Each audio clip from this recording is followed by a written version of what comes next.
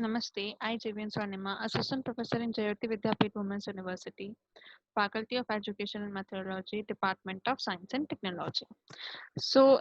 In this session, we will discuss about the benefits of irrigation. In the previous session, we were discussed that what is irrigation, why it is necessary. Let's start. The following are the benefits of irrigation. There are so many benefits of irrigation. If we simply think about the irrigation, or we simply think about the water supply to that area where it needs most, especially the crop area, the for growth of any crops or plants. We can imagine the benefits of irrigations, but in the session we will discuss about that also, about that the all points. I hope I consider the all points in this session, that what are the benefits of irrigation. The first is yield of crops. Why uh, any irrigation is important for yield of crops? Simply कि अगर मैं क्या करूं, अगर मुझे अपना crops को yielding करनी है, यील्ड्स प्रोवाइड करनी है, उसकी ग्रोथ करनी है, ठीक है, तो मुझे बहुत ज़्यादा इम्पोर्टेंट है कि मैं क्या करूं, वहां पर इरिगेशन सिस्टम हो, ठीक है, वहां पर क्योंकि क्यों इरिगेशन सिस्टम हो, क्योंकि वहां पर जो भी रेनफॉल है वो क्या हो रहा है, वो उतना नहीं हो पा रहा जितना कि उस क्रॉप को या उस प्लांट को चाहिए, ठीक है। हम लोग हमारे पास बहुत सारे फार्मर्स होंगे, जो फार्मर्स क्या काम करते हैं, क्रॉप्स का काम करते हैं। अब उनके लिए बहुत ज़्यादा क्वेश्चन मार्क या फिर टेंशन वाला पॉइंट होता है कि कैसे हम लोग अगर बारिश होगी या नहीं होगी, रेनफॉल सही से होगा, सफिशिएंट अमाउंट आएगा या नहीं आएगा, पानी उतना मिल पाएगा जितना कि इस क्रॉप की ग्रोथ को लिए चाहिए या नहीं चाहिए। बहुत ज़्यादा क्वेश्चनेबल और बहुत ज़्यादा टेंशन वाली चीज़ होती है किसी एक पर्टिकुलर फार्मर के लिए, ठीक है। तो उस टेंशन को, उस पॉइंट को कम करने के लिए क्या चाहिए, उस ऐसे एरियाज में इरिगेशन सिस्टम प्रोवाइड करना नेसेसरी है। इससे क्या होगा, हमारा जो क्रॉप्स है वो अच्छे से ग्रोथ कर पाएंगे, और वो ग्रोथ कर पाएंगे तो जो फार्मर्स हैं उनको भी क्या होगा, बेनिफिट्स अच्छा मिलेगा, ठीक है। तो so according to this point, the next point is optimum benefits, ठीक है। अगर जैसा कि मैंने कहा, अगर क्रॉप्स अच्छी होंगी, क्रॉप अच्छी हुई तो बेनिफिट अच्छा मिलेगा, बेनिफिट अच्छा मिलेगा तो जो फार्मर है वो नेक्स्ट क्रॉप के लिए भी सफिशिएंट उसके पास मनी होगी, उसके पास सफिशिएंट जो उसका अमाउंट है वो होगा, और साथ के साथ उसकी फैमिली के लिए, फैमिली की ग्रोथ के लिए, उसके पर्सनल जो भी इकोनॉमिकली वो अपना करता है उसके लिए भी क्या होगा, उसके लिए भी उसके पास अमाउंट होगा, ठीक है। तो optimum use of water is possible by irrigation to obtain maximum output. जितना ज्यादा अच्छा पानी होगा, जितना कि उस ग्रोथ जो वहाँ की क्रॉप है उसकी ग्रोथ के लिए चाहिए, तो उतना ही मेरे को क्या मिलेगा, अच्छा बेनिफिट मिलेगा। जब अच्छा बेनिफिट मिलेगा तो फार्मर और अपने आप ही क्या होगा, स्टेबल हो जाएगा, उसकी जो लाइफ है वो भी क्या हो जाएगी, स्टेबल हो जाएगी, ठीक है। नेक्स्ट है एलिमिनेशन ऑफ मिक्स्ड क्रॉपिंग। अब क्या होता है, बहुत सारे ऐसे एरियाज हैं, जैसे कि हमने बात करी, जहां पर क्या हुआ कि सफिशिएंट अमाउंट ऑफ वाटर नहीं है, ठीक है। अब सफिशिएंट अमाउंट ऑफ वाटर ना होने की वजह से क्या हुआ, वहां के जो फार्मर्स हैं वो क्या हो गए, वो मजबूर हो गए कि एक ही एरिया में दो तरीके की जो भी वो क्रॉप्स की ग्रोथ करना चाहते हैं, उनको बोना चाहते हैं, सोइंग करना चाहते हैं, वो करेंगे, ठीक है। क्यों करेंगे, जिससे क्या हो, उनका अपना खुद का खर्चा निकल पाए, अगली क्रॉप को बोने का उनके पास पैसा इकट्ठा हो पाए और अपना खुद का काम भी चल पाए। तो इसके लिए वो क्या करते हैं, मिक्स क्रॉपिंग यूज करते हैं। ठीक है, तो basically mix cropping is not कि हमने कुछ मिक्सिंग अलग से करी है। मिक्स क्रॉपिंग इज कि एक ही फील्ड में क्या हुआ, दो तरीके की क्रॉप्स को लगाया गया। ठीक है, वो दो तरीके की क्रॉप्स क्या कर रही हैं कि जितना अमाउंट है वहां पर वाटर का, उसी अमाउंट में क्या हो रही है, दो क्रॉप्स का ग्रोथिंग चल रही है। ठीक है, बट इससे क्या होता है, फार्मर्स उतने बेनिफिट नहीं ले पाते जितना कि अगर वो सिर्फ और सिर्फ एक क्रॉप उगाएं और वो भी क्या हो, सफिशिएंट इतना पानी उनको मिल पाए कि वहां पर उसका जो ग्रोथ है वो बहुत अच्छे से हो जाए। और अगर अच्छे से हो जाएगी तो वो पूरा उतना अमाउंट जितना उसको जिस पर्टिकुलर एक फार्मर है उसको बेनिफिट मिल सकता है वो उतना नहीं ले पाता। ठीक है, अब अगर ऐसी सिचुएशन में वो बेनिफिट नहीं ले पा रहा, तो ऐसी जगहों पर क्या चाहिए, इरिगेशन वाटर को पहुंचना चाहिए। इससे क्या होगा, मिक्स्ड क्रॉपिंग एलिमिनेट हो जाएगी, सिंगल सुपीरियर क्रॉप फिर से स्टार्ट हो जाएगी और जो भी ग्रोथ से अमाउंट मिलेगा या बेनिफिट्स मिलेंगे वो मैक्सिमम मिल पाएंगे। और वो क्या करेगा, उससे फार्मर भी जो है अपना स्टेबल हो पाएगा। ठीक है, तो दोनों के लिए ही बेनिफिट है, सिंगल सुपीरियर क्रॉप के लिए भी और अच्छी क्रॉप के लिए भी और फार्मर के लिए भी, दोनों तरह से ये बेनिफिट होता है अगर ऐसे एरियाज में क्या पहुंचे, इरिगेशन का वाटर पहुंच जाए तो। Next is prosperity of farmer. जैसे कि मैं अब तक बात कर रही हूँ कि अगर इरिगेशन का वाटर अश्योर्ड हो जाए कि वो थ्रू आउट द ईयर आएगा और उससे फार्मर कितना भी पानी ले सकता है अपनी जो क्रॉप है उसको उसकी ग्रोथ के लिए, उसको उगाने के लिए, चाहे वो दो क्रॉप्स उगाए चाहे वो दो से ज्यादा क्रॉप्स उगाए। ठीक है, तो वो इससे क्या होगा, इससे फार्मर की खुद की प्रॉस्पेरिटी बढ़ेगी, है ना, और वो फार्मर भी क्या हो पाएगा, अपनी लाइफ स्पान में स्टेबल हो पाएगा। ठीक है, तो इसीलिए क्या है, इरिगेशन वाटर इंपॉर्टेंट है, जैसे कि अभी हम इससे पहले वाले सारे पॉइंट्स में हमने यही बात करी है। Next is source of revenue. अगर मैं जो वाटर फार्मर मुझसे ले रहा है, सपोज कि मैंने इरिगेशन वहां पर डिजाइन करवाया, मैं एक कोई फर्म हूँ, वो क्या किया, उसने गवर्नमेंट से या कैसे भी एक इरिगेशन का इरिगेशन मैंने कर वहां पे उस पर्टिकुलर एरिया में लाना है। तो मैंने क्या किया, वहां पे इरिगेशन का वाटर तो ले आया, लेकिन मुझे वो वाटर देने के लिए फार्मर्स को क्या होगा, कुछ टैक्स देना पड़ता है जो कि गवर्नमेंट ने ऐड कर रखा है फॉर सप्लाइंग द वाटर। ठीक है, तो वो जब टैक्स पे करेंगे तो ऑब्वियसली बात है कि जो कंट्री है वो उनका उसका भी क्या होगा, रेवेन्यू होगा ऑब्वियसली। जैसे जैसे जो जो फार्मर टैक्स लेता, टैक्स लेके टैक्स पे करेगा, जो भी इरिगेशन का वाटर लेगा, उससे क्या होगा, कंट्री भी रेवेन्यू हो जाएगी और साथ के साथ हमारा जो वाटर से जो फार्मर है वो भी क्या हो रहा है, उसका भी जो ग्रोथिंग है वो भी अच्छी हो रही है, साथ के साथ हमारी जो क्रॉप्स है वो उसकी भी ग्रोथ अच्छी हो रही है। Next is hydro electric power generation. Hydro electric power generation से क्या मतलब है, the reservoir from which irrigation water is supplied may be used for generation of water power. ठीक है, तो हम क्या कर सकते हैं, हमने बहुत सारी जगहों पे देखा होगा कि वाटर से हाइड्रो इलेक्ट्रिक पावर यानी इलेक्ट्रिक पावर जनरेट होती है। ठीक है, तो वो जो वाटर से जनरेट होती है उसको हमने क्या नाम दिया, हाइड्रो इलेक्ट्रिक पावर का नाम से हमने उसको जाना। ठीक है, अब जहां पर मेरा इरिगेशन वाटर है, ठीक है, सप्लाई हो रहा है, तो समटाइम्स हम ये भी मान सकते हैं कि वो क्या हो रहा है, वहां पर भी हम एक जनरेशन पावर जनरेशन का प्लांट लगा सकते हैं और वहां से क्या हो सकता है कि हाइड्रो पावर, इलेक्ट्रिक पावर भी जनरेट हम वहां से कर सकते हैं, ठीक है।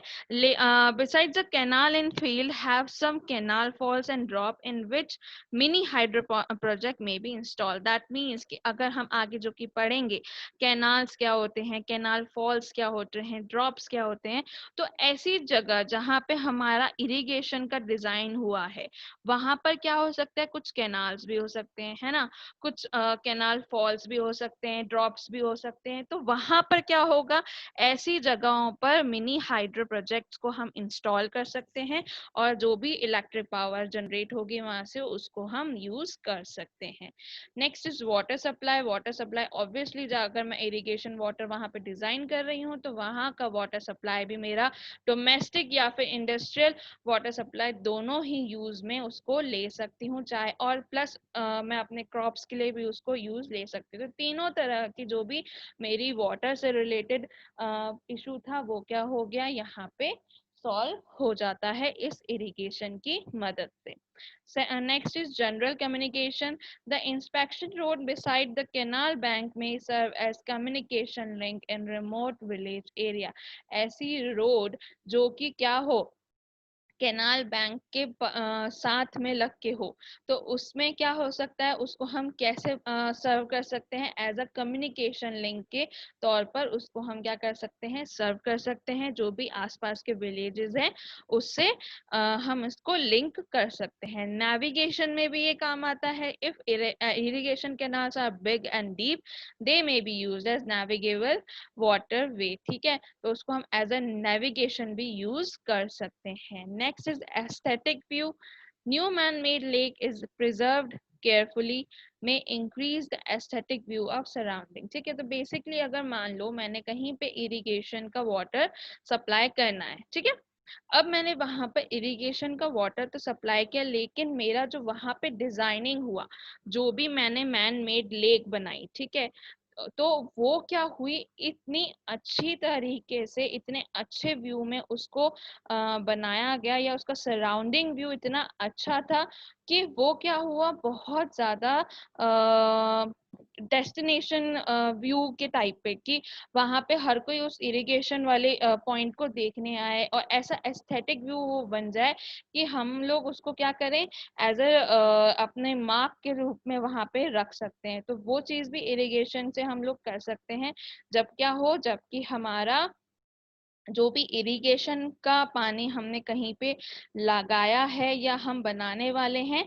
तो वो वहां पर क्या हो सके, ऐसा अप्रिसिएशन का पॉइंट बन सके, उस पर्टिकुलर सराउंडिंग का अप्रिसिएशन का पॉइंट बन सके, ऐसा व्यू पॉइंट वो बन सके, ठीक है। Next is development of fishery. Reservoirs and canals may be utilize for development of fishery, क्योंकि आज के टाइम पे बहुत ऐसा होता है कि फिशरी नहीं, हम नहीं कर पाते, उसका डेवलपमेंट नहीं हो पाता। तो ऐसे पॉइंट पे हम लोग क्या कर सकते हैं, हम अपने फिशरी को डेवलप करने के लिए हम क्या कर सकते हैं, रिजर्वेयर और जो रिजर्वेयर्स और कैनाल्स हैं वहां पर हम फिशरीज का की ग्रोथ कर सकते हैं, एंड उसको फॉर कमर्शियल पर्पस हम उसको क्या यूज कर सकते हैं, उस प्लेस को यूज कर सकते हैं, ठीक है। Next is tree plantation. मुझे ऑब्वियसली बात है, ये हम अब तक के पॉइंट्स में पढ़ चुके हैं कि अगर मुझे क्रॉप ग्रो करनी है, मैंने हर बार बोला क्रॉप ग्रो करनी है या प्लांट ग्रो करना है, तो उसके लिए क्या इम्पोर्टेंट है, मेरे पास पानी का सफिशिएंट अमाउंट होना चाहिए, ठीक है। तो बैंक्स ऑफ कैनाल्स जो होते हैं वहां पर हम क्या कर सकते हैं, ट्रीज लगा सकते हैं। तो वो क्या होगा, ऑटोमेटिकली उस कैनाल से क्या करेगा, पानी अपने सफिशिएंट वाटर अपना ले पाएगा, और जो भी उसकी वेल्थ है टिम्बर की, या जिस भी हम उसको यूज में ले सकते हैं, सॉइल इरोजन को वो कंट्रोल कर सकता है, जो टिम्बर की वेल्थ है उसको इंक्रीज कर सकता है। तो ये सारी चीजें क्या हो सकती हैं, इस इरिगेशन की मदद से हम उसको भी कर सकते हैं। Next is protection from famine. मतलब food production is increase due to irrigation by producing more crop used as food. This protect a country from famine situation, ठीक है। अगर मैंने मान लो कि मेरे इरिगेशन का डिजाइन में नहीं कर पाती किसी भी पर्टिकुलर एरियाज में जहां पर सबसे ज्यादा क्रॉप की ग्रोथ होती है, फूड की ग्रोथ होती है, फ्रूट वहां पे सबसे ज्यादा उगाया जाता है, वहीं से आता है, वहीं पर क्या हुआ, इरिगेशन में नहीं पहुंचा पाई, फिर क्या होगा, धीरे धीरे धीरे क्या होगा, वहां पे वो जो क्रॉप्स की ग्रोथ का ग्रो किया जाता था, वो सब क्या होगा, बंद होता जाएगा। अब सिचुएशन क्या आ गई कि एक पॉइंट पे जाके वहां पर वो चीज उगी ही नहीं पा रही है, उसके लिए हमको इरिगेशन के वाटर की या फिर नॉर्मल वाटर की बहुत जरूरत है, ठीक है।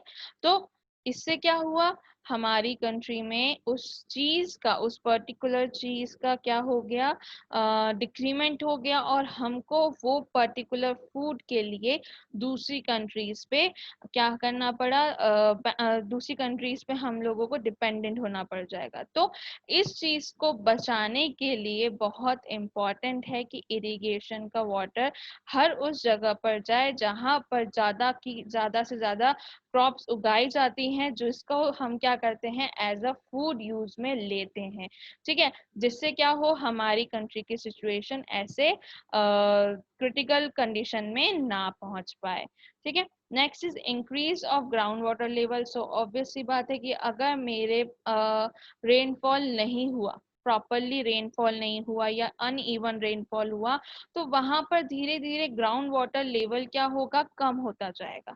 अब उस ग्राउंड वाटर लेवल को कम होने से बचाने के लिए, और स्पेशली जो मेरे वहाँ का जो फील्ड एरिया है, उसको भी वाटर सप्लाई सही से पहुंचाने के लिए क्या जरूरत है, पानी की बहुत जरूरत है। तो उसको कांस्टेंट रखने के लिए हमको क्या देना पड़ेगा, वहां पर जो भी इरिगेशन का वाटर है वहां पर सप्लाई करना पड़ेगा। Aid to civilization, irrigation water is normally available from river valley project, ठीक है। Some tribes living near the valley adopt irrigation as their profession, increase production, live peacefully, which leads to general civilization of country, ठीक है।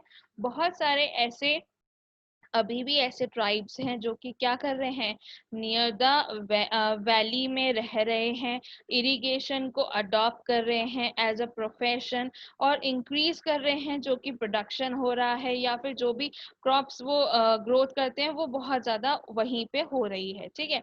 तो वो उसी के मदद से क्या हो रहे हैं, अपनी लाइफ को लीवफुली या पीसफुली उसको क्या कर रहे हैं, वो अपना जीवन यापन कर रहे हैं, ठीक है।